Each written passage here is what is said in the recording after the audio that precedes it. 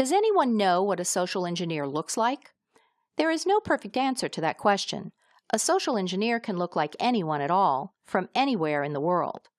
Social engineering has become so culturally ingrained that characters on popular TV shows and blockbuster movies often employ both technical and non-technical tricks to achieve their goals. We see them as con men and women who may be very well dressed and you would never suspect. Or maybe a social engineer looks like your best friend, or is your best friend, or the person sitting next to you on a flight to Singapore. Or it could be that widow of a defunct African dictator or a phone call from your bank or Microsoft looking to help you out. You never know just by looking. Social engineering has been a thriving skill for thousands of years. Con men existed in ancient Egypt, Greece, and Rome. In the 19th century, we called them snake oil salesmen. One of the most infamous social engineers of the 20th century was Frank Abagnale Jr. His social engineering skills were so good, he conned people out of more than $2 million in the 1960s when he was just 16 years old. You may recognize his story from the book he wrote and the subsequent movie, Catch Me If You Can. Pop culture shows us a lot of great examples of social engineering, from The Sting, Matchstick Men, and the Ocean's 11 movies, to sly detectives on TV such as Veronica Mars, Simon Baker, and Sherlock Holmes.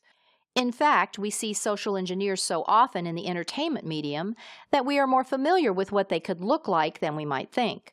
We just need to learn to recognize real-life social engineers and how to defend against their techniques. One of the most successful social engineers in the modern computer age is Kevin Mitnick. In 1978, at age 15, he used social engineering to bypass the punch card system used in the Los Angeles bus system so he could ride for free. At 16, he used social engineering to break into DEC's computer network, stealing their software, a crime he was convicted of in 1988. He then hacked into Pacific Bell voicemail computers and became a federal fugitive for 2.5 years. According to the U.S. Department of Justice, he used his con skills to gain unauthorized access to dozens of computer networks while he was running from law enforcement. He spent more than 5 years in jail for social engineering. Social engineers can be criminals from anywhere in the world. More and more they represent organized crime in Eastern Europe, Asia, or Africa. Sometimes a social engineer is just a small one-man operation trying to pay for college.